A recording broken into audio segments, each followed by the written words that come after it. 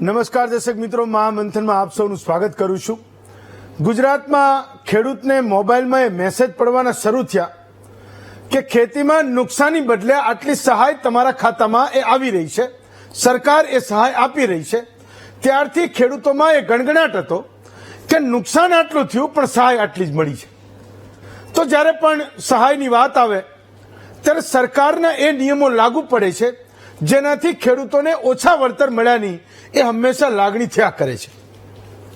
ગુજરાતમાં સ્થિતિ એ છે કે જ્યારે જ્યારે આવી મુશ્કેલીઓ આવે ત્યારે કેન્દ્ર સરકારના એક ફંડમાંથી રાજ્ય સરકાર પોતાનું ઉમેરીને એ સહાય આપે છે, જેને આપણે એનડીઆરએફ અને એસડીઆરએફની સહાય કહીએ છીએ।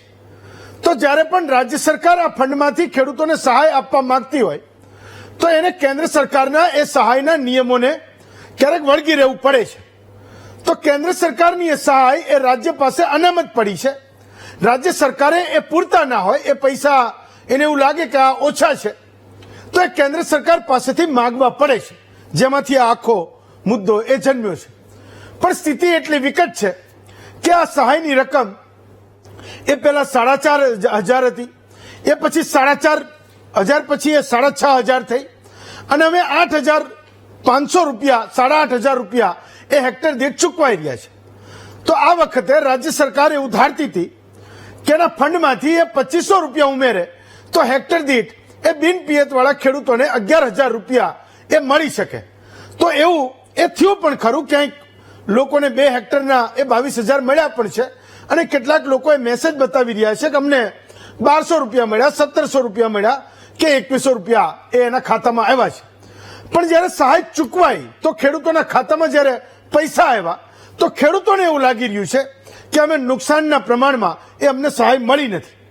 જો કેન્દ્ર સરકાર એ હેક્ટર દીઠ 8,500 ના બદલે એના ખાતામાં જ એ સીધા 11,000 રૂપિયા નાખી દે અથવા તો એ વળતરનું ધોરણ 11,000 રૂપિયા કરી નાખે તો હું એવું માનું છું કે રાજ્ય સરકારનું બજેટ અને કેન્દ્ર સરકારના બજેટની આ કોઈ અલગ માથાકૂટ જ ન આવે અને કદાચ ખેડૂતો માટે એ જેટલું કરે એટલું ઓછું છે।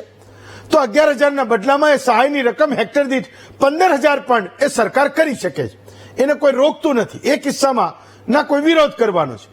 પણ આજે આપણે સમજવાની જરૂર છે અને અનુભવવાની પણ જરૂર છે કે સુખી ગુજરાતનો ખેડૂત એ આખરે સરકાર પાસે માગે છે શું।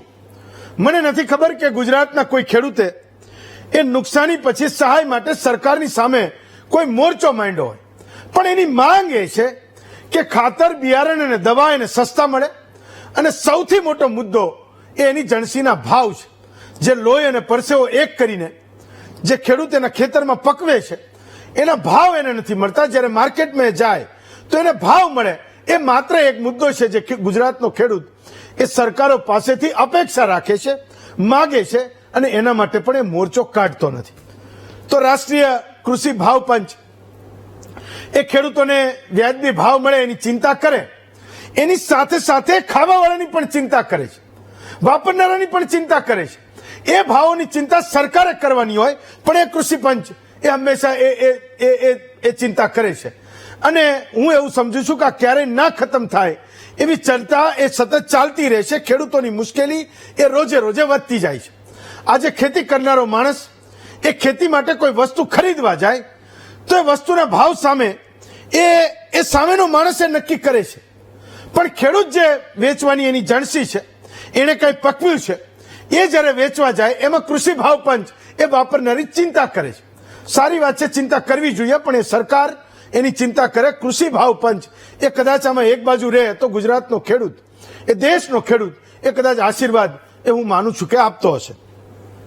અને જો સરકારે વાપરનારાની ચિંતા કરવાની હોય તો એ ખેડૂત પાસેથી સારા ભાવે લે, એને પરવડે એવા ભાવે લે અને વાપરનારાને સબસિડી આપે। 5 કિલો મફત અનાજ એ સરકાર આવી રીતે સબસિડાઇઝ ભાવે આપે છે, પણ દેશના ખેતી પર નિર્ભર એ દરેક ગ્રાહક માટે સરકારે એ કરવાની જરૂર છે, તો ખેડૂતને એની જણસીના ભાવ એ પૂરતા મળશે અને એનો એ રાજીપો પણ હું માનું છું કે સતત વર્ષા કરશે। તો હું તો આ વાત એટલે કરું છું કે જ્યારે ટેકાના ભાવ નક્કી કરવાના હોય તો યુનિવર્સિટીઓની નિષ્ણાતોની એ સમિતિ એ ખેડૂતોની મજૂરી આજે પણ એ લઘુત્તમ વેતનના આધારે 350, 330, 360 રૂપિયા ગણે છે। આ સમજવા જેવું છે. જ્યારે ગામડામાં ખેડૂતને મજૂર શું ભાવે પડે છે એની ગણતરી કરો તો 500 રૂપિયાનો આંક પણ એ સરેરાશ વટાવી જાય. ક્યારેક તો એવું પણ બને છે કે જ્યારે કપાસ વીણવાની સિઝન હોય તો એ સામેનો માણસ નક્કી કરે છે કે 1 મણ કપાસ વીણવાના પૈસા હું લઈશ કેટલા, તો ક્યારેક એ મણે 300 રૂપિયા ચૂકવે છે. એ ખેડૂતને માર્કેટમાં એ કપાસના ભાવ એ ભલે 1400 રૂપિયા મળતા હોય, 1300 રૂપિયા મળતા હોય કે 1450 રૂપિયા મળતા હોય, તો એ ખેતરમાંથી એ વસ્તુ એના ઘરમાં આવી નથી. એ જ સમયે 1 મણ દીઠ એક જ દિવસમાં એ 300 રૂપિયા એ માઇનસ કરીને આવે છે. બાકી ખાતર, એની મજૂરી, એ બિયારણ, દવા એ ક્યારેય એ આપણે ગણતા નથી. આ માત્ર ને માત્ર ગણિત એ મજૂરીનું છે જે ખેડૂતને ખરેખર કયા ભાવે પડે છે. અને સરકારોની એ સમિતિઓ, યુનિવર્સિટીની એ સમિતિઓ એ શું ભાવે એને નક્કી કરે છે એ વાત છે. જ્યારે કોઈ જણસીના ટેકાના ભાવ એ નક્કી થશે તો જેને પરવડવા વાળાની વાત છે, એટલે કે હું અને તમે જે ગ્રાહકો છીએ અને ટેકાના ભાવ એ બંને વચ્ચે એ ખૂબ અંતર હોય છે. આજની તારીખે આપણે સમજવાની જરૂર છે. 2017માં સુપ્રીમ કોર્ટે એ સરકારને પૂછ્યું કે ખેડૂતોની આત્મહત્યા એ ગંભીર વિષય છે, તમે શું પગલાં ભર્યા? સરકાર વતીથી એ સુપ્રીમ કોર્ટમાં સોલિસિટર જનરલે એવો જવાબ આપ્યો કે સરકાર આજે અનાજ એ ખેડૂતો પાસેથી એ સીધું ખરીદી રહી છે અને એની જવાબદારી એટલે કે સરકારની એ નિભાવી રહી છે. તો સોલિસિટર જનરલ એ સુપ્રીમ કોર્ટને કહી રહ્યા છે કે વીમો આપવાનું કામ કે લોન આપવાનું કામ કે પછી કુદરતી આપત્તિમાં સારું વળતર આપવાનું કામ એ રાજ્યોની જવાબદારી છે, એ રાજ્યો એ નિભાવી રહ્યા છે. તો એ જવાબદારીમાંથી નીકળેલો આ પ્રશ્ન છે કે ખેડૂતોને એ સહાય મળે છે કેટલી અને ખેડૂત એનાથી સંતુષ્ટ છે કેમ નહીં. આજે જે આપણે ચર્ચા કરી રહ્યા છીએ એ વિશે રાજ્યસભાના સાંસદ શક્તિસિંહ ગોહિલે સરકારને એક સવાલ પૂછ્યો હતો કે ગુજરાતમાં થયેલી અતિવૃષ્ટિમાં કેન્દ્ર સરકારે એ કેટલી સહાય કરી. શક્તિસિંહનો એ આરોપ છે કે ગુજરાત સરકારે સર્વેના આંકડા પ્રમાણે જે વળતરની માંગણી કરવી જોઈતી હતી એ કરી નથી. તો સાંસદ એ કહી રહ્યા છે કે રાજ્ય સરકારની આ ગુનાહિત બેદરકારી છે કે એણે કેન્દ્ર સરકાર પાસેથી ખેડૂતોને ચૂકવવા એ વળતરની રકમ એ માગી જ નહીં. તો આજે સવાલ એ છે કે હજારો યોજનાઓ છે, લાખો નિયમો છે, ખેડૂત માટે યોજનાઓ બની છે, અતિવૃષ્ટિમાં વળતર કે દુકાળમાં સહાય થાય છે અને થતી પણ રહેશે, પણ જે ડાયરેક્ટ બેનિફિટ ટ્રાન્સફરના માધ્યમથી ખેડૂતોના ખાતામાં જે રકમ જમા થઈ રહી છે એની ફીડબેક સિસ્ટમ એ આજે મારીને તમારી પાસે નથી.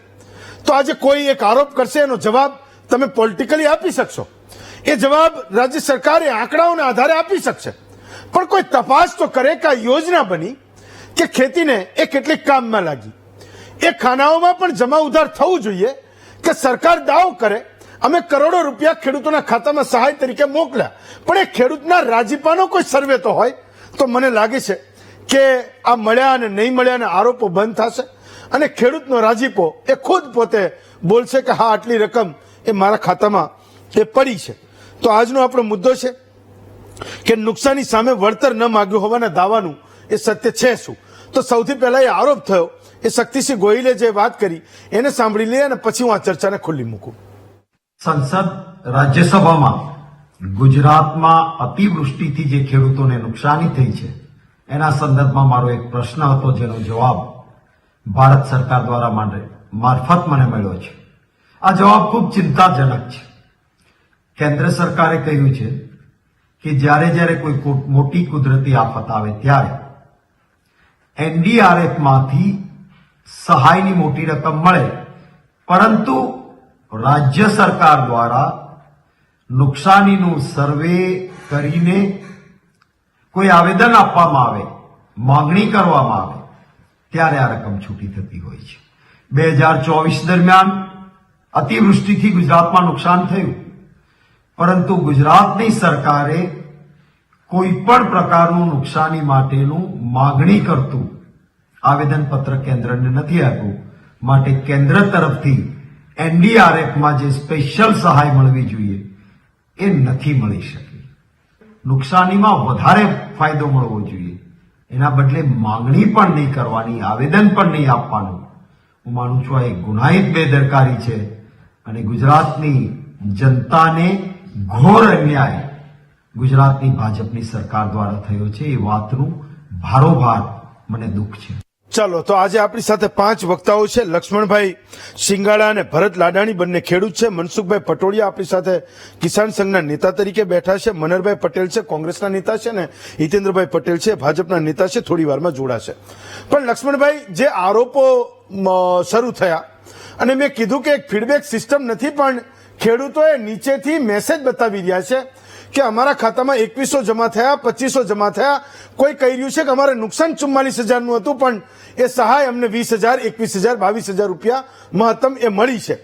તો સરકારોએ જે 2 પેકેજ જાહેર કર્યા અતિવૃષ્ટિ પછી ગુજરાતના ખેડૂતને એ સહાય માટે, ગુજરાતનો ખેડૂત એના ખાતામાં એ પૈસા આવ્યા પછી એ માને છે શું છે, છેવટે એ ખેડૂતોની લાગણી છે શું? લક્ષ્મણભાઈ. ખેડૂતની ખરેખર રાજ્ય સરકારે કેન્દ્રને આગળ માગણી જ નથી કરી સહાયની, અને અતિવૃષ્ટિમાં ખેડૂતને બહુ નુકસાન થયું છે, અતિ નુકસાન થયું છે. અને સરકાર સહાય આપે એના કરતા હું તો એવું કહું છું સાહેબ કે જણસીના ભાવ 2012 આજથી 15 વર્ષ પહેલા 1200 રૂપિયા મગફળીના હતા. જી. 12 વર્ષ કે 15 વર્ષ પહેલા. આજે 1200 રૂપિયા. જયારે ડીઝલના 2012માં 45 રૂપિયા હતા, આજે 100 રૂપિયા છે. જયારે ખાતર, બિયારણ, દવા આ બધાના ભાવ ડબલ થઈ ગયા છે. તો ખેડૂતની જણસીના ભાવ શું કામ નથી વધતા? આ શું કામ જગતના તાતને પરેશાન કરે છે સરકાર? આનો ઉપાય શું? આનો જવાબ છે કઈ? ઓકે, બોલો ભરતભાઈ. તો તમારે ત્યાં સૌરાષ્ટ્રમાં તો ખૂબ માથાકૂટો થઈ, લોકોએ એવું કીધું કે સર્વે કંઈક થયો, અમને સહાય કંઈક મળી, અને એના પછી કોંગ્રેસે આરોપ મૂકી રહી છે કે રાજ્ય સરકારે કેન્દ્ર સરકાર પાસેથી પૈસા માંગ્યા જ નહીં. સાહેબ ખરેખર હેલો. જી બોલો, તમારો અવાજ સંભળાય છે. હા, ખરેખર ખેડૂતોના જે પ્રશ્નો છે જી, એમાં એક બીજા ખો આપે છે. અહીંયા સૌરાષ્ટ્રની અંદર અમારે એક એવી કહેવત છે હા કે કામ ના કરવું હોય ને એટલે એકબીજાની ઉપર ખો નાખતા હોય. હા ખરેખર કેન્દ્ર સરકાર જો એમ કે એનો લો બચાવ છે કે અમને રાજ્ય સરકારે કોઈ જાણ નથી કરી કે કોઈ અમને પત્ર નથી પાઠવ્યો, તો ભૂપેન્દ્રભાઈ ને ખેડૂતો પ્રત્યે સંવેદના હોય તો એકાદો લવ લેટર લખી નાખે નરેન્દ્રભાઈ ને કે ભાઈ અહીંયા ખેડૂતો દુઃખી છે, અને જો નરેન્દ્રભાઈ ને કંઈક ગુજરાતના ખેડૂતો માટે આપવું જ હોય તો. જયારે કેન્દ્રમાં મનમોહનસિંહ વડાપ્રધાન હતા ત્યારે મને ચોક્કસ યાદ છે એક ધરતીપુત્ર તરીકે કે નરેન્દ્રભાઈ વારંવાર એવું કહેતા કે મારા ગુજરાતના ખેડૂતોને સિંચાઈ માટે તમે 1500 કરોડ રૂપિયા મનમોહનસિંહની સરકાર જે તે સમયે સિંચાઈ પેટે આપતી તો પણ નરેન્દ્રભાઈને ઓછા પડતા હતા કે તમે અમારા ગુજરાતના કિસાનોને કંઈ આપતા નથી. તો આજે તમે મનમોહનસિંહની જગ્યા લીધી છે, તો આજે તમે એમ કહો કે અમને ગુજરાતની સ્થિતિની ખબર નથી. કાં તો તમારે કેન્દ્ર સરકારને ઇન્ડિયન મેટ્રોલોજીસ્ટ ડિપાર્ટમેન્ટ એટલે કે આઈએમડી જે વરસાદની પૂર્વાનુમાન અને વરસાદની સ્થિતિની દેશને જાણકારી આપે છે એની સાથે તમારું ટ્યુનિંગ નથી, તમારી સરકાર નિષ્ફળ છે. ગુજરાતની અંદર 26 સાંસદો અને 182 વિધાનસભાની સીટો ઉપર ભાજપને ક્યાં નુકસાન જાય છે એ ખબર છે. વિજયભાઈ રૂપાણીને હવે મુખ્યમંત્રી ઉપર વધારે રાખશું તો સરકાર નહીં બને, આનંદીબેનને હવે મુખ્યમંત્રી તરીકે વધારે રાખશું તો નુકસાન જાય, કેશુભાઈ પટેલને મુખ્યમંત્રી તરીકે રાખશું તો વધારે નુકસાન જશે. આવું તમારી પાસે રિપોર્ટિંગ છે. તો ગુજરાતના કયા વિસ્તારની અંદર સૌરાષ્ટ્રમાં ખેડૂતોને નુકસાન છે એની તમને ખબર નથી. સાહેબ દુઃખની વાત એ છે કે જે ખરેખર ધરતીમાંથી ધંધાન્ય પેદા કરનાર પરિવારમાંથી જેમને જન્મ નથી લીધો એ આ જિલ્લાના ખેતીવાડી અધિકારી બન્યા છે. ગયા વખતે પણ મેં કીધું હતું અને ફરી પાછો વીટીવીમાં બેસવાનો જે ભૂકો મળ્યો છે આજે ફરી વાર હું શેર કરું છું કે જુનાગઢ જિલ્લાની અંદર જિલ્લા ખેતીવાડી અધિકારીએ રાજ્ય સરકારને એવો રિપોર્ટ કર્યો છે કે જુનાગઢની અંદર કમોસમી વરસાદથી ખેડૂતોને કોઈ નુકસાન નથી. અને થોડાક જ દિવસની અંદર એ વિક્રમ ચૌહાણ નામના જિલ્લા ખેતીવાડી અધિકારીએ એમના કૌભાંડો બહાર આવ્યા અને આજે રાજ્ય સરકારે એને સસ્પેન્ડ પણ કર્યા છે. તો આવા જે જિલ્લા ખેતીવાડી અધિકારીઓ છે, જે અધિકારીઓ છે એ સરકાર જેવા જ હોય, અને સરકાર છે એ ખેડૂતો વતી ખેડૂતની સાચી વેદના છે એ કેન્દ્ર સરકારમાં ના પહોંચાડે એટલે કેન્દ્ર વતી જે ખેડૂતોને મળવાના લાભો છે એ લાભોથી વંચિત રહી જાય. ઓકે મનસુખભાઈ, તો તમારું સંગઠન તો ખૂબ મોટું સંગઠન છે, એ ગુજરાતનો ખેડૂત શું અનુભવે છે એ સરકારોને તમે કીધું કે નહીં? માનો કે જ્યારે સરકારને તમે પૂછશો તો એવું કહે છે કે એણે કેન્દ્ર સરકાર પાસેથી એવી કોઈ રાશિ માંગવાની જરૂર નહોતી, એની પાસે પૂરતું ભંડોળ હતું ને એના આધારે એણે આ બજેટ ફાળવ્યું હતું અને એ પેકેજની જાહેરાત કરી હતી. તો આમાં તમારો મત છે શું? જ્યારે કોંગ્રેસે આરોપ મૂકી રહી છે કે એણે કેન્દ્ર સરકાર પાસેથી માંગ્યા નહીં, તો રાજ્ય સરકારે જ્યારે એ બજેટની જાહેરાત કરી, એ પેકેજની જાહેરાત કરી, ત્યારે તમારે કહેવું જોઈતું હતું કે આ ઓછું છે કે વધારે છે. જ્યારે એ પોલિટિકલ પાર્ટી એનો વિરોધ કરી રહી છે ત્યારે હું સમજુ છું કે હજુ પણ તમારે કોઈ સ્ટેન્ડ લેવું જોઈએ, તમારે કોઈ એક મત તમારો હોવો જોઈએ કે ગુજરાતના ખેડૂતના હિતમાં અતિવૃષ્ટિના વળતર અને સહાયના મામલે એ થવું શું જોઈતું હતું. મનસુખભાઈ. હા, નમસ્કાર હિંમતભાઈ. જી નમસ્કાર, બોલો. હવે તમારી વાત બહુ મુદ્દાની છે. જી. ભારતીય કિસાન સંઘ બિન રાજકીય સંગઠન છે. જી. અનેક વખત ખેડૂતોના પ્રશ્નોને લઈ આવેદન પત્રોને રજૂઆત થતી હોય છે અને કેન્દ્ર સરકાર પાસે રાજ્ય સરકાર ન માગે એ તો અમે કહીએ કે ખોટી વાત છે, કારણ કે માગવું જ જોઈએ. સરકાર માય બાપ છે ખેડૂતોની, આમ પ્રજાની. જી. એને એનું ધ્યાન રાખવું જોઈએ. જી. કારણ કે લગભગ 40 વર્ષની અંદર નથી બહેનો એવો વરસાદ આ વર્ષે પડ્યો છે અને ખેડૂતોએ 3 વખત વાવેતર કરવામાં આવ્યું. જી. અને અત્યારે માનો કે છેલ્લે મોઢે આવેલો કોળિયો પણ ઝૂંટવાઈ ગયો. જી. ત્યારે પણ અમે રજૂઆત કરી હતી કે ભાઈ ખેડૂતોને અત્યારે ખૂબ નાજુક સ્થિતિમાં છે. જી. એને દવા, ખાતર, બિયારણ, નવા વાવેતર કરવા છે. ઓકે. તો એના ખાતામાં તાત્કાલિક રકમ મળી જવી જોઈએ. જી. આ બાબતે અનેક વખત રજૂઆત થઈ છે. જી. અને ખેડૂતોને પોષણક્ષમ ભાવ મળવા જોઈએ એના માટે તો અનેક વખત રજૂઆત થઈ છે. એટલે અમારી તો રાજ્ય સરકાર અને કેન્દ્ર સરકાર પાસે માંગ એ છે કે આની સિસ્ટમમાં સુધારો કરવો જોઈએ. કારણ કે મેં એની અગાઉ પણ વાત કરી હતી કે 15 જૂનથી વરસાદ થાય અને વાવેતર થાય એટલે લગભગ 20-30 જૂને તો સરકાર જાહેરાત કરી દે કે ગુજરાતની અંદર આટલા લાખ હેક્ટરની અંદર મગફળીનું વાવેતર, આટલા લાખ હેક્ટરની અંદર આ ઉત્પાદન આવશે. તો હવે આ કમોસમી વરસાદ પડે ત્યારે કેમ ઇન્ટરનેટ પ્રમાણે આટલી બધી સુવિધા છે અને સરકારને કેમ ન ખબર પડે અને એના સર્વે કરાવવામાં અમુક સમય લાગી જાય અને ઓગસ્ટની અંદર વરસાદ થયો એનો સર્વે હજી સુધી એનો રિપોર્ટ નથી આવ્યો. એટલે આવા બધા જે કઈ વિસંગતતાઓ છે એનાથી દૂર થઈ અને ખેડૂતોને તાત્કાલિક અસરથી પૈસા મળે. માનો કે વાત કરી કે પેકેજ જાહેર થયું છે, એ પેકેજના પૈસા હજી સુધી ખેડૂતના ખાતામાં નથી આવ્યા. એટલે અમે પણ એ કહીએ છીએ કે ભાઈ સરકારે આવી વિસંગતતા દૂર કરી અને તાત્કાલિક અસરથી કઈ જગ્યાએ કેટલો વરસાદ પડ્યો છે અને એ ખેડૂતને કેટલું નુકસાન થયું છે એનું વળતર તાત્કાલિક અસરથી મળી જવું જોઈએ. બીજા નંબરની અંદર અત્યારે જે વાત કરે છે કે 33% ઉપર નુકસાન થયું હોય તો એવા ખેડૂતોને સહાય મળે છે. તો આ વરસાદ જ એવો હતો અને એના આંકડા જોવા જોઈએ. એના આધારે તમામ ખેડૂતોને 33% ઉપર નુકસાન થયું છે. એટલે ઉત્પાદન જે આવ્યું છે એમાંય પણ ઘટાડો થયો છે. એટલે આ બધું ધ્યાનમાં રાખી તાત્કાલિક અસરથી કૃષિ વિભાગે ખેડૂતોને સહાય કરવી જોઈએ તેવી અમારી પણ માગણી છે અને લાગણી પણ છે. એટલે આ સાથે આજનું જે કઈ ડિબેટ છે એમાં અમે સહમત થઈ કે ભાઈ ના સરકારની ભૂલ છે, કેન્દ્ર સરકારને રજૂઆત કરવી જોઈએ અને ખેડૂતોને સમયસર પૈસા, સમયસર સહાય અને સમયસર અટાણે માનો કે ટેકાના ભાવે જે મગફળીની ખરીદી થાય છે એની અંદર માનો કે 4 કેન્દ્રોને મંજૂરી આપી હોય અને એક કેન્દ્ર ઉપર ખરીદી થતી હોય, બીજા નંબરમાં 2% માફી આપવાનું છે તોય ખેડૂતોને હેરાન કરવામાં આવે છે.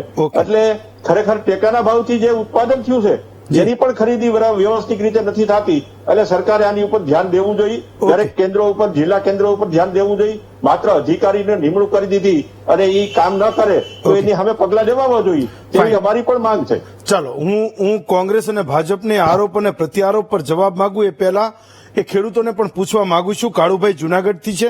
કાળુભાઈ બોલો. નમસ્કાર. જી નમસ્કાર, બોલો.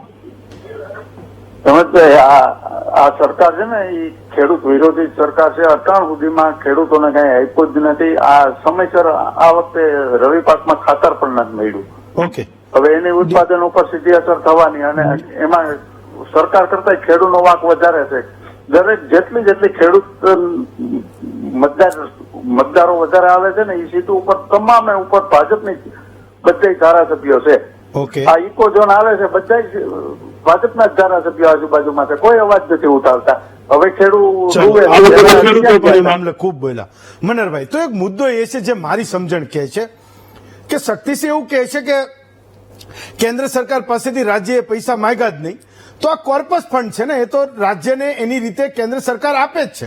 જો રાજ્ય સરકારે ચૂકવવાનું થતું હોય ને એને એવું લાગે કે આ ઘટે છે તો એને માગવું જોઈએ. મુદ્દો એ છે કે 1400 ને સમથિંગ કરોડ રૂપિયા 1500 કરોડ રૂપિયા તમે નક્કી કર્યા, તો માંગ એ નહોતી હોવી જોઈતી કે 2000 કરોડ રૂપિયા ચૂકવો કે 2500 કરોડ ચૂકવો, 3000 કરોડ ચૂકવો. એ ખેડૂતોને એ નથી માંગ કરવા જેવી. હવે કેન્દ્ર સરકાર પૈસા આપે કે રાજ્ય સરકાર પૈસા આપે, રાજ્ય સરકાર પાસે તૂટો છે શું? કયા વર્ષમાં એને એની તિજોરી ખાલી થઈ ગઈ ખેડૂતોને ચૂકવતા? તો આ તો કોર્પસ ફંડ છે, એને માગવાનું ક્યાં છે? એનો જે કોટા છે એના પ્રમાણમાં એના ખાતામાં પડી જ જવાના છે. રાજ્ય સરકાર ક્યાં એવું કહી રહી છે કે અમારી પાસે પૈસા નથી કારણ કે અમારે ખેડૂતોને વધારે પૈસા ચૂકવવા છે? હેમંતભાઈ, બહુ સરળ ભાષામાં તમને કહું, ભારતીય જનતા પાર્ટીની ડબલ એન્જિનની બંને સરકારે એક સરસ મજાનું માટલું ફોડ નાખ્યું અને મને અને તમને અને ગુજરાતના તમામ ખેડૂતને કીધું કે તમે ઠીક રાવીનો. આ માનસિકતા જે ભાજપાની છે ને, એ માનસિકતા ભાઈ લાડાણીભાઈ બહુ સરસ મજાની વાત કરી કે આ ખેડૂત વિરોધી સરકાર છે. હું રાજકીય આક્ષેપ એટલા માટે કરું છું આ વાતની શરૂઆત કરતા પહેલા, કારણ કે આપણને એક પ્રકારનો ગુસ્સો આવે છે કે આ બંને જગ્યાએ ડબલ એન્જિનની સરકાર, બંને જગ્યાએ જે પ્રધાનમંત્રી અને મુખ્યમંત્રી બેઠા છે એ બંને ગુજરાતીઓ છે, અને હોમ મિનિસ્ટર જે આ ફાઇનાન્સ ડિપાર્ટમેન્ટનો જે કામ, જે ડિપાર્ટમેન્ટે જે મંત્રીએ રાજ્ય કક્ષાને જવાબ આપ્યો એ પણ ગૃહમંત્રી છે, એ ગુજરાતના છે. બીજા નંબરની અંદર મક્કમ અને નિર્ણાયક મુખ્યમંત્રી આપણને ભાગ્ય મળ્યા છે. આમાં તમારું કંઈ ઘટતું નથી, બધું ફર્સ્ટ ક્લાસ મજાનું છે. છતાં પણ ગુજરાતની અંદર 25 વર્ષમાં અને 10 વર્ષમાં આ ભાજપાની સરકારે એક સીમાચિહ્ન ખેડૂતને ખુશ કરવાનું અને ખેડૂતના મોઢા ઉપર આનંદને સ્મિત આવે એવું એક કામ બતાવે મને ભાજપા. એકેય નહીં પડે. હેરાન કરવા માટેના તમામ પ્રશ્નો એની આજુબાજુમાં મૂકશે અને ખેડૂત એ પરેગમાં પ્રશ્નોના પીડામાં ભોગવશે. વાત એ છે કે અમારા પ્રદેશના અધ્યક્ષ અને સન્માનીય રાજ્યસભાના સભ્યશ્રીએ જે સંવેદન પ્રશ્ન હતો એ ગુજરાતના ખેડૂતો માટે અને જનતા માટે મૂક્યો. પ્રશ્ન એના બે હતા. એક પ્રશ્ન એ હતો કે ગુજરાતની સરકારે જે કંઈ ગુજરાતમાં આપતકાલીન પરિસ્થિતિ સર્જાવાને કારણે ખેડૂતને કે જનતાને જે નુકસાની ગઈ છે એનો સર્વે રિપોર્ટ કરી અને કેટલું આંકલન કર્યું છે એ રિપોર્ટ એક તો તમને મળ્યો છે કે નહીં એની માટેની વાત છે. બીજો એક સવાલ એ છે કે કેન્દ્રની સરકારે કેટલા રૂપિયા ગુજરાતને આપ્યા. આ બંને સવાલના જવાબ તમને ગુજરાતી ભાષામાં એના જે મંત્રીશ્રીએ જે આપ્યા એ તમને કહું કે આ સર્વે જે છે એનું જે વિતરણ વ્યવસ્થા અને આન તેન એ બધી જે છે ને એ ગુજરાતની સરકારે કરવાની હોય, અમારે કરવાનું હોય. સર્વે કેટલો કરવાનો આ તે બીજું દીધું અમારું કામ નથી. અને બીજી વસ્તુ એ કે અમે 12 અને 14 સપ્ટેમ્બરની વચ્ચે અમારી એક ટીમ IMCT નામની એક ટીમ એનું ગઠન કર્યું.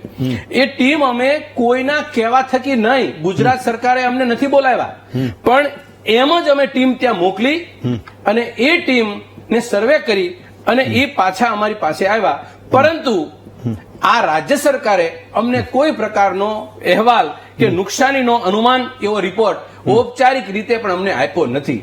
હવે તમે સમજો, હું આ બંને વ્યક્તિ, આ એક જ વ્યક્તિ છે રાજ્યના ગૃહમંત્રી, એ એક સાથે બે જૂઠું બોલે છે. એક પહેલા એમ કે છે કે 2024 दौरान गुजरात राज्य में बाढ़ के मद्देनजर गुजरात राज्य सरकार से ज्ञापन प्राप्त किए बिना ये नुकसानी के मौके पर आकलन करने के लिए केंद्र सरकार द्वारा 31 अगस्त 2024 को एक AIMCT नाम की एक गठन किया और ये गठन किया हुई समिति 12 से 14 तक प्रभावित क्षेत्रों में दौरा करती है. હવે તમે એમ કહો છો કે રાજ્ય સરકારે તમને બોલાવ્યા વિના તમે ત્યાં જાઓ છો, પછી તમે અહીં આવો છો, પછી પાછી સમિતિ તમારે રિપોર્ટ આપતી છે, તો રાજ્ય સરકાર રિપોર્ટ આપે કે ના આપે તો કેન્દ્ર સરકારે સમજીને રિપોર્ટ આપવા જેવો તો એ સવાલ ઉભો થાય. બીજો સવાલ એ ઉભો થાય કે રાજ્ય સરકાર પણ ખેડૂતની છે, આ ભૂમિની છે, તો રાજ્ય સરકારે કેમ રિપોર્ટ ના આપ્યો? એટલે મનસા બંનેની મેલી છે. આ રાજ્યની અંદર ખેડૂતોની જે માનસિકતાને સમજવાની કે ખેડૂતોની પ્રત્યે જે સંવેદ વ્યક્ત કરવાની એ ભારતીય જનતા પાર્ટીની સરકારની બિલકુલ નથી, એ સાબિત થાય છે. અને એવું નથી હેમંતભાઈ, આપણે અત્યારે ગુજરાતની અંદર તમે અનેક કિસ્સાઓની આપણે ચર્ચા કરી, સહાય દેવાની વાત આવે, નાણું આપવાની વાત આવે, ત્યાં આગળ સરકાર કોઈ દિવસ આગળ વધતી નથી. એને કટ કેમ કરો, કાપ કેમ મૂકો, એની વાત આવે.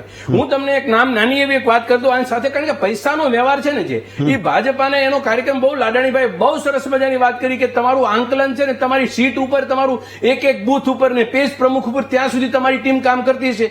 એ જ ટીમ જેવી સરકારનું તંત્ર છે, તો તંત્ર પાસેથી કામ લેવા માટે કેમ તમે મોટા પાવરધા નથી?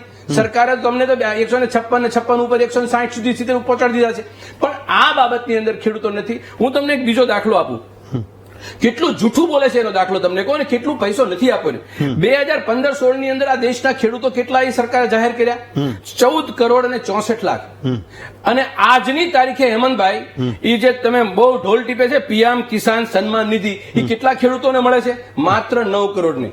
તો તમે વિચાર કરો, ખેડૂતોને સંખ્યા જે 5 લાખ 5 કરોડ ને સમથિંગ ખેડૂતો બાદ કોને કરી નાખ્યા? શું કામે એને બાદ કર્યા? ખેડૂત તો એ પણ છે. એવો ને એવો તમને બીજો દાખલો આપું કે 25 વર્ષ પહેલા ગુજરાતની અંદર ગાય માતા નામની એક બહુ સરસ મજાની 11 યોજના ચાલતી હતી, સહાય યોજના હતી. એ તમામે તમામ યોજના બંધ કરી દીધી, ગૌ માતાની હતી. અને તમે મેં બે ચર્ચા કરી છે, ગૌ માતા પોષણ યોજનાના 500 કરોડ રૂપિયા આપવાના, ગયા વર્ષે 78 કરોડ રૂપિયા સરકારે છોડ્યા, બાકીના 400 સમથિંગ કરોડ રૂપિયા એ ન આપ્યા. તો કહેવાનો મતલબ હું છે, આ બધા પ્રશ્નો હું ખેડૂત, ખેતી અને ગામડાને આધારિત કહું છું. અને ગામડાના ખેડૂતોને અને ગામની ખેતીને એને સામે જોવાની કે નથી, એની પાસે મિકેનિઝમ નથી, બધું છે, છતાં પણ સરકારને આ ખેડૂતો સાથે વ્યવહાર કરવો છે. આ અમારા માન્ય પ્રમુખશ્રીએ કીધું છે, આ વહીવટી તંત્રની ગુનાહિત બેદરકારી છે. એ બાબતમાં હું વ્યક્તિ સૂર પુરાવું છું કે ગુનાહિત બેદરકારી છે. લાલાભાઈ છે ખારી ગામથી. લાલાભાઈ બોલો. જી બોલો. નમસ્કાર. જી નમસ્કાર, બોલો. હા, દિવાળી પહેલાના ખેડૂતના ખાતામાં નાખવાની વાત ચાલે, એને 2 મહિના થઈ ગયા. ઓકે. હા, હજી કોઈને ખેડૂતને અમારે ભાવનગર જિલ્લામાં સહાય નથી પણ કરી એને તો આપો સરકારને. જીતેન્દ્રભાઈ એટલે હાવ આવી જ નથી એમ કહો છો? હા. તાલુકો કયો તમારો? મહુવા તાલુકો, ભાવનગર. ઓકે. હિતેન્દ્રભાઈ, તો હિતેન્દ્રભાઈ મુદ્દો એ છે કે અત્યારે આરોપ લાગે છે, જયારે સરકાર એવું કહે છે કે એને 1419 કરોડ રૂપિયા એ ખેડૂતોના ખાતામાં સીધા નાખ્યા, પણ સરકારે, રાજ્ય સરકારે એને કેન્દ્ર સરકાર પાસેથી માંગવાની એ જરૂર હતી. મેં એને પૂછ્યું કે મારી સમજણ એવું કહે છે કે રાજ્ય સરકાર પાસે એ પૈસાનો તોટો હોય તો એ કેન્દ્ર સરકાર પાસે માંગે. તમારે માંગ એ કરવાની હતી કે 1400 કરોડના બદલે એ ખેડૂતને સહાય એ આટલી આપવી જોઈએ. 8,500 રૂપિયા એ અને 2,500 રૂપિયા એ રાજ્ય સરકાર એસડીઆરએફની સહાય કરે. 11,000 રૂપિયા એક હેક્ટર દીઠ એક ખેડૂતને મહત્તમ 2 હેક્ટરની મર્યાદામાં સહાય ચૂકવવાની વાત હતી. પણ આજે પણ એ ગુજરાતનો ખેડૂત એ માંગ કરી રહ્યો છે કે એના ખાતામાં એ હજુ પૈસા આવ્યા નથી. ને ક્યાંક એ સર્વેનો મોટો દાવો તો થયો કે સર્વે કરી લીધો, ગામમાં 100% નુકસાન છે, પણ એના ખાતામાં એ સહાયની રકમ જે આવી છે એ ખેડૂતને મંજૂર નથી. ને ગણગણાટ એ હજુ શરૂ થયો છે. તમારી સામે સાંસદે કરેલા પહેલા સવાલ પછી મને લાગે કે પહેલી વાર સવાલો થઈ રહ્યા છે. હિતેન્દ્રભાઈ. હેમંતભાઈ, આખી એ વાત જે છે એમાં 3 તબક્કા, 3 ચર્ચાઓ જેની સમજણ પડી છે. ખેડૂત આગેવાનો એવી વાત કરી છે કે આ જે સહાયની રકમ છે પૂરતી નથી અને મોડી મળી છે. ખૂબ અગત્યનો બધા ખેડૂત આગેવાનોએ જે વાત કરી, કોંગ્રેસ પાર્ટીએ પરંપરાગત રીતે ઓડિટ કરવાનું કામ કર્યું કે ભાઈ આમાં ખોટું શું થયું છે, ઓછું કેટલું રહ્યું છે અને સિસ્ટમ શું છે. મોટાભાગે કોંગ્રેસ એ સિસ્ટમમાં તપાસ કરે છે, એ સિસ્ટમની તપાસ કરે છે જે સિસ્ટમને એમને અનુભવ જ નથી. એટલે આમ તો મને દયા આવે કે બિચારા ગુજરાતના લોકોએ આ બિચારાઓને 30-35 વર્ષથી કામ જ નથી સોંપ્યું. અને આ બધી યોજનાઓ ભારતીય જનતા પાર્ટીની સરકાર કેન્દ્રમાં આવ્યા પછી સ્ટ્રીમ લાઈન થઈ. એટલે આ પૈસા ક્યાંથી આવે, કેવી રીતે આવે, કોને આપવાના અને કેટલા આપવાના એ એમને અનુભવ નથી. એટલે માન્ય નેતાશ્રીએ આ જે પ્રશ્ન પૂછ્યો છે, હિન્દીમાં એમનો જે જવાબ છે એ પણ બહુ સ્વયં સ્પષ્ટ છે. આપે પણ એ જોયો હશે કે નિત્યાનંદજીએ જે જવાબ આપ્યો છે એમાં એવું કીધું છે કે આપત્તિ વ્યવસ્થાપન એ રાજ્યોનો વિષય છે. કેન્દ્ર સરકાર રાજ્યોને આ કામ માટે નિયમિત રીતે એક ચોક્કસ ફંડ આપે છે. એ તમામ રાજ્યોને આપે છે. આપત્તિ ધારો કે નેચરલ કેલામિટી થાય કે ના થાય, આ રિઝર્વ ફંડ દરેક રાજ્યોને એના વસ્તીના પ્રમાણમાં સતત મળતું રહેશે. એ રિઝર્વ ફંડ જે રાજ્યમાં આપત્તિ થાય, એ અતિવૃષ્ટિ હોય, અનાવૃષ્ટિ હોય, 12 પ્રકારની આપત્તિ જે નક્કી કરેલી છે, એવું બને ત્યારે રાજ્ય સરકાર કેન્દ્રએ નક્કી કરેલા આપત્તિના સમયમાં કેન્દ્રએ નક્કી કરેલા એના ધોરણો પ્રમાણે ખેડૂતોને આપવાની છૂટ હોય છે અને અધિકાર હોય છે. એટલે રાજ્ય સરકાર જ્યારે આવી ઘટના બને ત્યારે કેન્દ્રએ બનાવેલા નિયમો પ્રમાણે ખેડૂતોને મદદ કરતી હોય છે. એને બીજા ફકરામાં લખ્યું છે કે બહુ અતિ એક્સેપ્શનલ કોઈ એવી વ્યવસ્થા થઈ જાય કે જ્યારે એ ફાળવેલું ફંડ ઓછું પડે, અપૂરતું લાગે, ત્યારે એને વધારા માટે એને કેન્દ્રને જણાવવું પડે. કેન્દ્ર ટીમ મોકલે, એ ટીમનો રિપોર્ટ જાય, આપણા અંદાજો જાય, અને એ બધી બાબતો જો આપત્તિ વ્યવસ્થાપનના નિયમમાં આવતી હોય તો કેન્દ્ર સરકાર વધારાની સહાય કરે. આ બહુ સ્વયં સ્પષ્ટ છે. ત્રીજી બાબત, મને મનોહરભાઈ કહેતા હતા એ પ્રમાણે કે ગુજરાત સરકારે રજૂઆત નહોતી કરી, તેમ છતાં ટીમ મોકલી હતી. તો કેન્દ્રમાં માન્ય અમિતભાઈ શાહ સાહેબ, માન્ય મનસુખભાઈ, માન્ય રૂપાલા સાહેબ, માન્ય નરેન્દ્રભાઈ સાહેબ, 5-7 લોકો મુખ્ય જવાબદારીમાં ભારતીય જનતા પાર્ટીના હોય. એ વખતે ગુજરાતનો સવાલ હોય તો ગુજરાતના લોકોએ, ગુજરાતના ખેડૂત આગેવાનોએ ભારતીય કિસાન સંઘે રજૂઆત કરી હતી. તો તપાસ કરવા મોકલવું એનો મતલબ એવો નહીં કે નુકસાન થઈ ગયું છે.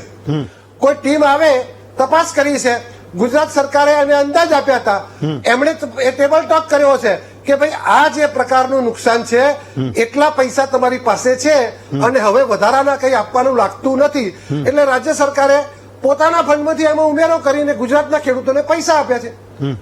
જેના માટે કાગળ 4 ડિસેમ્બરે લખ્યો છે, એના માટેનું ચૂકવણું પણ ચાલુ થઈ ગયું છે. ઓક્ટોબર અને નવેમ્બરમાં જે નુકસાન થયું હતું એના માટે રાજ્ય સરકારે એસડીઆરએફના જે નિયમો છે એના ઉપર 8,500 નો હેક્ટરનો નિયમ છે, એમાં 2,500 રૂપિયા સરકારે ઉમેરી અને 11,000 રૂપિયા, 17,000 નો નિયમ છે, એમાં 5,000 ઉમેરીને 22,000 પ્રતિ હેક્ટર આપવાનું રાજ્ય સરકારે નક્કી કર્યું. એનો ઠરાવ થઈ ગયો, એનો અમલમાં મુકાઈ ગયું, એનું ચૂકવણું ચાલુ છે. એટલે આખી વ્યવસ્થામાં જેમ ખેડૂત આગેવાનો જેની કોઠાસૂઝ છે, એમણે માંગણી કરી કે ભાઈ પૈસા નિયમિત મળવા જોઈએ, ઝડપથી મળી જવા જોઈએ, હજુ વધારે આપવા જોઈએ. આ બધી માંગ કરવાના બદલે એ પત્ર માગ્યા હતા કેટલા, મળ્યા હતા કેટલા, કેવી રીતે, એવી બધી બાબતોમાં કોંગ્રેસ પડે છે. કારણ કે ગુજરાતની જનતાએ સતત એમને આ કામ કરવા માટેનો મોકો નથી આપ્યો. એમને જયારે કામ કરવાનો મોકો આપ્યો તો ત્યારે આવી વ્યવસ્થાઓ જ નથી. હેમંતભાઈ, તમે ને હું બધા આટલી વર્ષ થયા તો વરસાદ પહેલી વાર પડ્યો, અતિવૃષ્ટિ પહેલી વાર થઈ, વાવાઝોડા પહેલી વાર થયા, અગાઉ પહેલા થતા જ નહોતા. તો આ તો ભારતીય જનતા પાર્ટીની સરકારે 4,500 ના 6,500 કર્યા, 6,500 ના 8,500 કર્યા. માન્ય ભૂપેન્દ્રભાઈ પટેલની ગુજરાતની સરકારે 2,500 રાજ્ય સરકારના ઉમેરીને 11,000 કર્યા.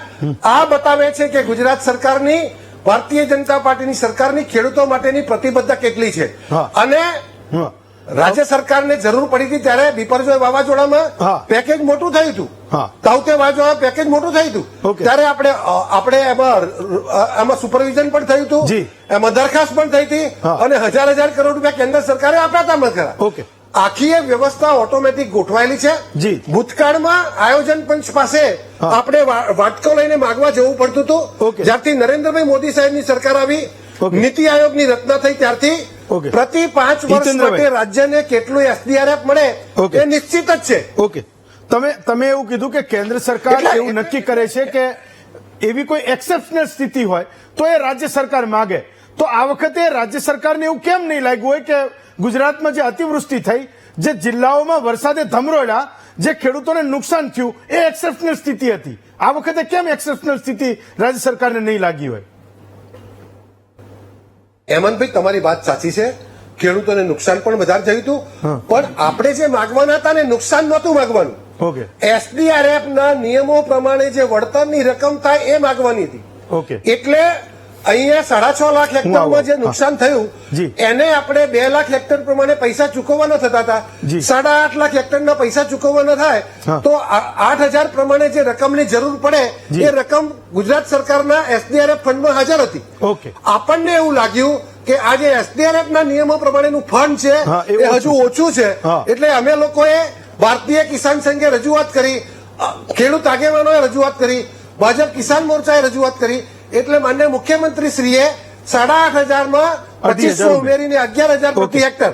હવે આ ફંડ છે ને એ માગવાનું હોતું નથી, માગીએ તો એ મળે નહીં, કારણ કે કેન્દ્ર સરકારને તમામ રાજ્યોને સમાન રીતે આપવાના હોય છે, એના માટેની ફ્રેમ નક્કી કરેલી હોય છે. એટલે ફ્રેમ પ્રમાણે 8,500 મળવા પાત્ર હતા. આપણે ખરેખર નુકસાન થયું છે, પણ આપવાની મર્યાદા 2 હેક્ટરની છે. કોઈ ખેડૂતને 10 હેક્ટરનું પણ નુકસાન થયું છે. એટલે આપણને લાગે કે ખરેખર નુકસાન થયું છે અને વધારે થયું છે, પણ આ આપણે નુકસાનીનું વળતર નથી આપતા. આગલી સિઝનમાં એને ખેતી કામ કરવા માટે પૂરક બનાય એના માટેની સહાય છે. અહીંયા માત્ર આક્ષેપો કરવાથી ચાલો હું ફરી પાછલા 10 વર્ષમાં જે પ્રમાણેની સહાયો મળી છે એના ઉપર જોવું જોઈએ. ગુજરાતના ખેડૂતો તો જુએ જ છે.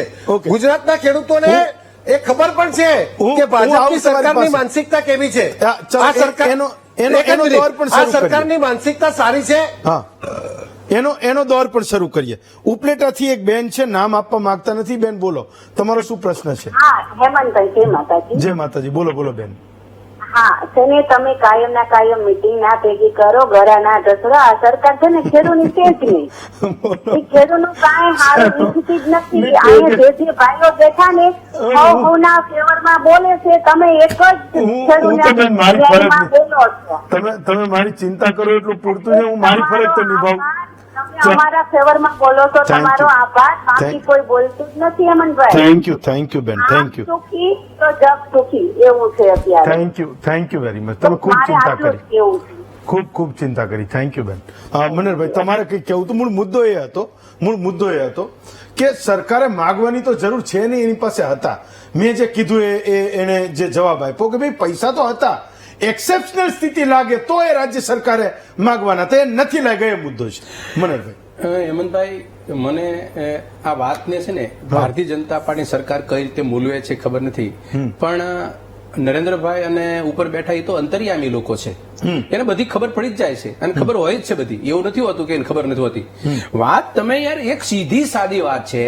રાજ્યસભાના સભ્યએ સવાલ કર્યો કે તમે લોકોએ અહીંથી નુકસાનીનું તારણ શું કાઢ્યું, કેટલો ખર્ચો તમારી પાસે માંગ્યો છે, એ સવાલ પૂછ્યો તો એના સવાલમાં એને જવાબ આપ્યો છે કે તમારે ત્યાંથી અમને કોઈ ગુજરાતમાંથી કોઈએ અમને કંઈ આપ્યું નથી કંઈ. અને આ ચોખ્ખી લીટી લખે છે કે રાજ્ય સરકારને બાદ ભારી વરસાદ से हुए नुकसान के अनुमान के साथ कोई औपचारिक मेमोरेंडम प्रस्तुत नहीं किया है. હવે આનાથી મોટી સમજણ બીજી કઈ હોય? હવે એને તમારી પાસે માંગ્યું જ નથી તો તમને કોઈ દે એટલે તો અમારે તો તમે ભારતીય જનતા પાર્ટી સરકાર તો પેલા બેઠી હતી ને કે મોસાળમાં માં પીરસનારી ફલાણા માગ્યા વિના કોઈ ન આપે, ઘણા બધા દ્રષ્ટાંતો દેતા હતા. મારે અહીંયા એક જ વાત મૂકવી છે. આ દેશના સૌથી મોટા માણસ એ ગુજરાતના છે. આવી ચર્ચાના મોકા શું કામ આપે છે? તમે એક અઠવાડિયું બાકી નથી જતું ખેડૂતોના પરીખમાં વાતો કરવાનું, તો આટલું બધું એ ભાજપાની સરકાર જોતી નથી?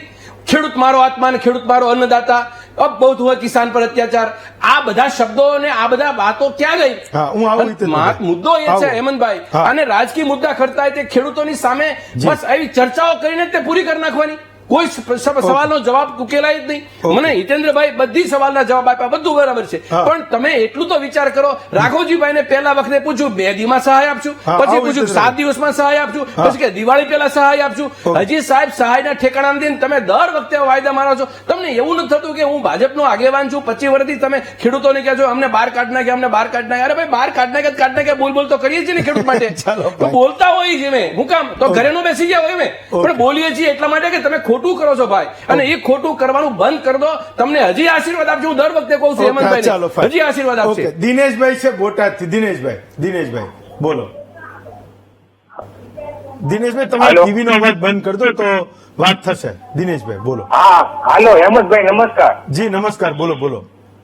હવે તો પ્રથમ વાત તમને એમ કેવું છે કે તમે જે ખેડૂતનો મુદ્દો લઈને આવો છો ને, તમે ખેડૂતના ભગવાન છો, ત્યાં હું તમને કહું છું. બાકી સરકારનું કઈ છે નહીં સાહેબ. બાકી અત્યારે હાલમાં મેં કપાસ કર્યો છે ને, 400 રૂપિયાના મણથી સાહેબ હું કપાસ વિનાવું છું. તમારે મારે જોવું હોય તો મારે વાડી આવો, એડ્રેસ આપું, અને ખેડૂતનો ખર્ચો સાહેબ મને છે ને 100 રૂપિયા લાગી જાય છે. અને અમે માર્કેટ યાર્ડમાં સાહેબ અમારી જણસ લઈને જેવી છે ને તો 1200 રૂપિયા, 1150 થી 1200 રૂપિયા મને ભાવ મળે છે, અને 1600 રૂપિયા ઉપર અમારો ખર્ચો લાગે છે મને સાહેબ. મેં ભાવની વાત પહેલા પણ કરી. હિતેન્દ્રભાઈ જવાબ આપો. મૂળ મુદ્દો એ છે કે કોઈને કઈ લાગ્યું નહીં, એ મોકા આવે છે શું કરવા કે લોકોને ખેડૂતો માટે બોલવું પડે? હિતેન્દ્રભાઈ. નહીં, જે ખેડૂત આગેવાનો વાત કરે છે કે ભાઈ ભાવ ઓછો મળ્યો, પોસાતું નથી, ખેડૂતને મુશ્કેલી છે, એની સાથે કોઈ ડિનાય નથી કરતો. આ રકમ વહેલી મળવી જોઈએ, નિયમિત મળવી જોઈએ, હજુ વધારે મળવી જોઈએ. એની સાથે મારો વ્યક્તિગત કે ભારતીય જનતા પાર્ટીનો ક્યાંય વિરોધ નથી. સવાલ એ છે કે રાજ્યસભાના સભ્ય મને શક્તિજી જેવા વિદ્વાન માણસ આવી વાતે આવી એમને જે પ્રશ્ન પૂછ્યો તો એનો જવાબ મળી ગયો છે કે ભાઈ આમાં આ રાજ્યોનો વિષય છે, રાજ્યોને નિયમિત રીતે અમે પૈસા આપીએ છીએ. આવું કેન્દ્રના મંત્રીશ્રીએ લેખિતમાં જવાબ આપ્યો છે કે દરેક રાજ્યોને નિયમિત રીતે એનું ફંડ મળે છે, રાજ્યો નિયમ પ્રમાણે એનો ઉપયોગ કરી શકે છે અને વધારે જરૂર પડે તો માગે. અહીંયા મેં ક્લિયરિટી કરી કે ચાલુ વર્ષે જે મુશ્કેલી પડી હતી એમાં આપણે જે નિયમો પ્રમાણે 6.5 લાખ હેક્ટરમાં જરૂર પડી હતી એટલા પૈસા આપણી પાસે હતા. ખેડૂતોની લાગણી હતી, ખેડૂત આગેવાનોની લાગણી હતી, એટલે માન્ય મુખ્યમંત્રીશ્રીએ મને રાઘવજીભાઈની રજૂઆતથી આપણે એમાં વધારાના પૈસા ઉમેરીને આપ્યા. એ પેકેજ મંજૂર થઈ ગયું, એના પૈસાની ચુકવણી ચાલુ છે. અને હવે પછી એક જવાબમાં એને રાજકીય રૂપ આપી અને ખેડૂતોની સસ્તી લોકપ્રિયતા મેળવવાનો પ્રયાસ કરે છે. એના ઉપર દુઃખ થાય છે. દુઃખ એટલે થાય છે કે ઓડિટ એવા લોકો કરે છે જેને 2004 થી 2014માં એક પણ પેકેજ નથી આપ્યું. દુઃખ એવા લોકો માટે થાય છે કે જે લોકો માત્ર 4,500 રૂપિયા આપતા હતા, અમે 2 વાર વધારા 8,500 કર્યા અને ગુજરાતની સરકાર વખતો વખત પોતાના ફંડમાંથી પણ પૈસા આપે છે અને તેમ છતાં આવા લોકો ઓડિટ કરે છે. દુઃખ એટલા માટે થાય છે કે એ લોકો માત્ર 1 હેક્ટરની આપતા હતા 2014 સુધી, અમે આવીને 2 હેક્ટરની કરી અને તેમ છતાં પાછા એ ખેડૂતોના મસીહા બનવાના પ્રયત્ન કરે છે અને ભાજપને એવું કહે છે કે ખેડૂતો માટે આ લોકો ખૂબ ખોટું કરે છે. આ એ લોકો છે કે જેમણે 50% વધારે નુકસાન થાય તો જ આપતા હતા, અમે લોકો 33% આપીએ છીએ તો પણ આ લોકો ઓડિટ કરે છે. આ એ જ લોકો છે જેમણે નર્મદા યોજનાનું ગળું ગોઠવ્યું હતું, 10 વર્ષ સુધી તેમના દરવાજા બંધ રાખ્યા. 35 લાખ હેક્ટરમાં સિંચાઈ થતી હતી, આજે 70 લાખ હેક્ટરમાં સિંચાઈ થાય છે. આ એ જ લોકો છે જે લોકો આઝાદીના 40 વર્ષ સુધી માત્ર 4 લાખ કનેક્શન આપ્યા હતા. સાહેબ યાદ કરો, તમારા માધ્યમથી ગુજરાતના લોકોને ખબર પડે કે 40 વર્ષ સુધી માત્ર 4 લાખ કનેક્શન, આજે 21 લાખ કનેક્શન છે અને માગો ત્યારે કનેક્શન મળે છે. 20 વર્ષથી એના ભાવે વીજળી મળે છે, કિસાન સન્માન નિધિનો હપ્તો મળે છે.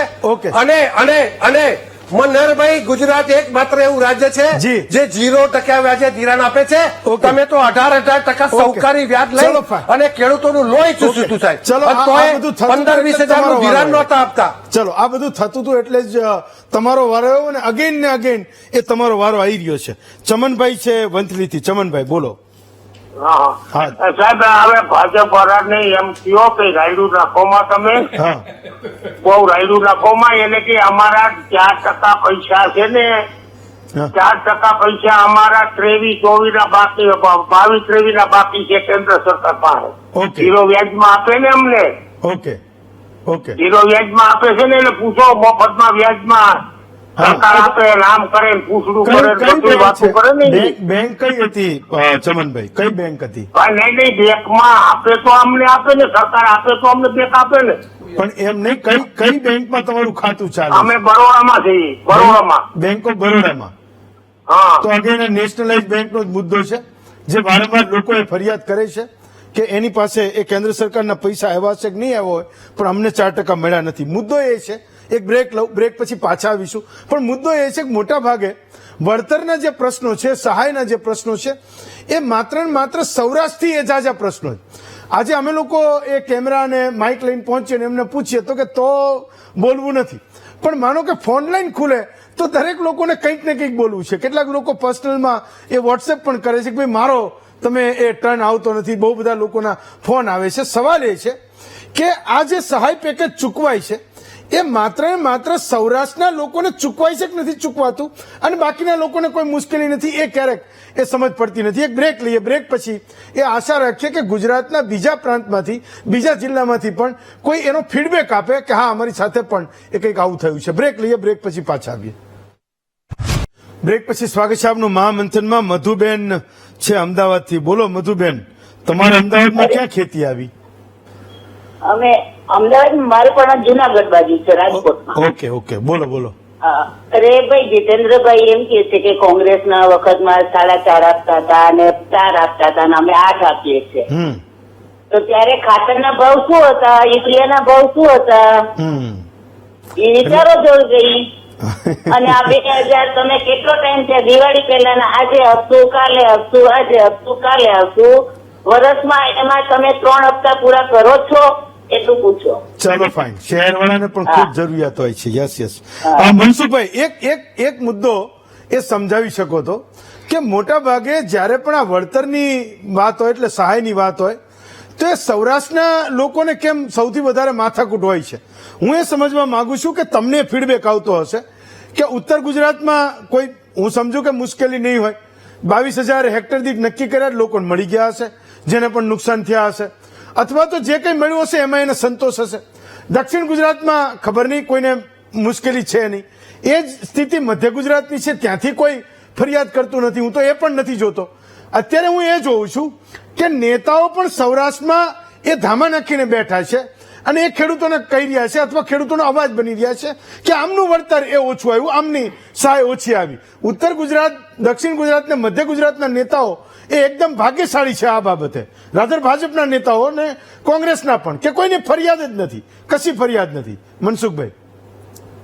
હા, એમાં હેમંતભાઈ એવું છે કે વહીવટી તંત્ર છે એની ઉપર કોઈ પકડ નથી.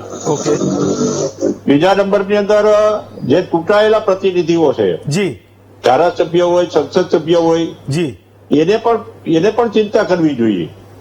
કારણ કે અત્યારે ટેકાના ભાવે જે ખરીદી ચાલે છે એના કોઈ પણ કેન્દ્ર ઉપર ધારાસભ્ય કે સંસદ સભ્ય ગયા જ નથી. ઓકે. કારણ કે ચૂંટાયેલા ખેડૂતોના મતેથી ચૂંટાયેલા પ્રતિનિધિની પણ ચિંતા કરવી જોઈએ ખેડૂતોની. જી. અને સરકાર જો આટલો બધો પ્રયત્ન કરતો હોય તો ત્યારે જિલ્લાના ખેતીવાડી અધિકારી હોય કે કલેક્ટર હોય કે જે તે વિભાગ હોય, એ તાત્કાલિક અસરથી સરકારના આદેશ મુજબ કામ થાય. તો પછી આવડી મોટી રકમ સરકાર ફાળવતું હોય ત્યારે ખેડૂતોના ખાતામાં જમા ના થાય, એ કેટલા અંશે વ્યાજબી છે? ચલો એનો જવાબ નીચે વહીવટી વિભાગ છે એ વિભાગ ઉપર પકડ રાખવી જોઈએ અને એને આદેશો કરવા જોઈએ કે કયા કારણથી તમારા વિભાગમાં અથવા તો તમારા જિલ્લાની અંદર આટલા કેન્દ્રો પર કેમ ખરીદી નથી થતી. ઓકે, ચલો એ મુદ્દાને પણ એક અલગથી ચર્ચાનો વિષય બનાવીશું. ચેલાભાઈ છે પાટણથી, છેવટે આવ્યો એક ઉત્તર ગુજરાતથી. બોલો ચેલાભાઈ, બોલો, તમારો ફોન આવ્યો, ખૂબ આનંદ થયો. બોલો. હા, નમસ્કાર સાહેબ. નમસ્કાર, બોલો. સાહેબ, અમારું એટલું કેવું છે ભાજપ વાળા નેતાઓને કે અમારા ટ્રેક્ટરના સાહેબ 4 લાખ હતા, આજે 6 લાખ રૂપિયા પહોંચાડી દીધા છે. અને એરંડાનો ભાવ જે છે 2 વર્ષ પહેલા જે મળતો હતો 3 વર્ષથી એનો છે, ખાતરના ભાવ ડબલ થયા છે.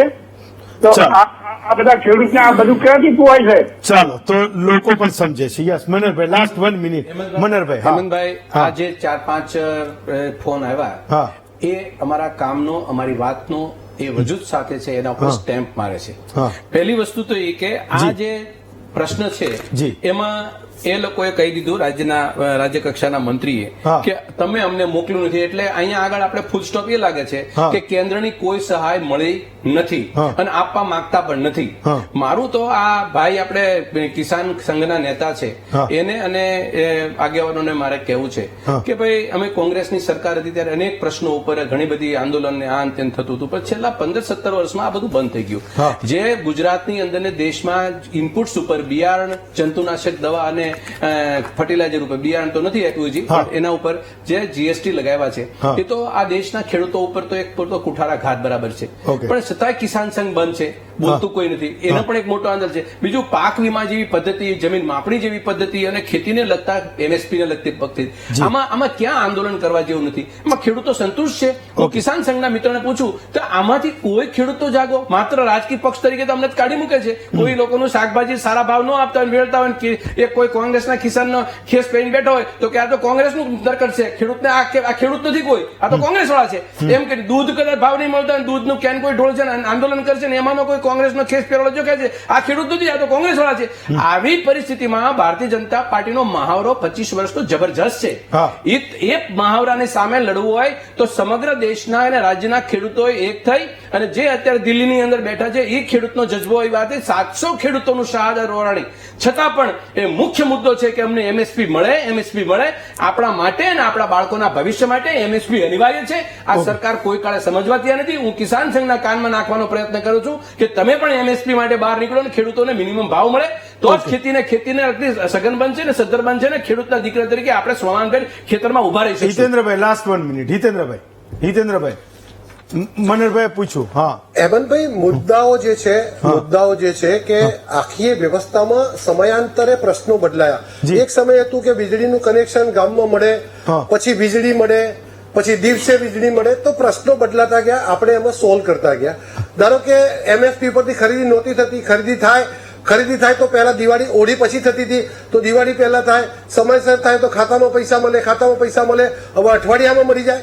તો સમય પ્રમાણે માંગ આવે એ પ્રમાણે ભારતીય જનતા પાર્ટી સરકાર કામ કરે છે અને ખેડૂતોની જે લાગણી ને માગણી સાચી છે. સમય અનુકૂળ જે પ્રમાણે જરૂર પડે એ પ્રમાણે અમે બદલાવાનો પ્રયાસ પણ કરી રહ્યા છે, આપી પણ રહ્યા છે.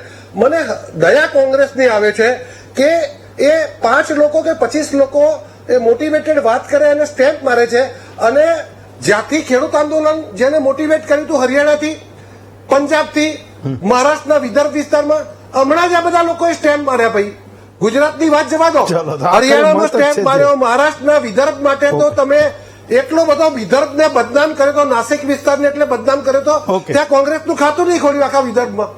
તમે પંજાબમાં હમણાં બાય ઇલેક્શન થયું, ઉત્તર પ્રદેશમાં બાય ઇલેક્શન થયું, તો તમે પરિણામ તો જુઓ. તમે જરા ધ્યાન રાખીને બોલો. ખેડૂતોને ઉકસાવવાનો પ્રયાસ કરો છો, એ લોકો નથી જોતા. અને તમે એમ કહો કે 14 કરોડ લોકોને કિસાન સન્માન નિધિ આપી હતી, પછી 9 કરી દીધા. અરે કરી જ દેવા પડે ભાઈ. ઇન્કમટેક્સ ભરનારા લોકોને અપાય, શિક્ષકોને અપાય, તલાટીને અપાય, પોલીસ અધિકારીને અપાય, બિલ્ડરને અપાય. હેમંતભાઈનો 2 લાખ પગાર હોય અને હેમંતભાઈને જમીન હોય તો એને અપાય. હું નથી લેતો. તો પછી અમારે તો તમારા એકવાર દેશમુખ સાહેબે, મહારાષ્ટ્રના મુખ્યમંત્રી દેશમુખ સાહેબે દેવા માફી કરી હતી, તો એમના દીકરા રીતેશ દેશમુખને માફી મળી હતી. આ એવી સરકાર નથી ભાઈ, એટલે સુધારો કરવો પડે.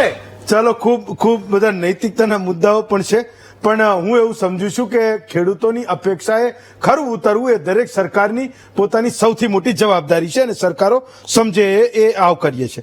હિતેન્દ્રભાઈ, મનરભાઈ, લક્ષ્મણભાઈ, મનસુખભાઈ, ભરતભાઈ, 5 વક્તાઓનો ખૂબ ખૂબ આભાર માનું છું. આવતીકાલે આપના વધુ એક મુદ્દા સાથે, આપના વિષય સાથે ફરી મળીશું. આજે રજા આપશો.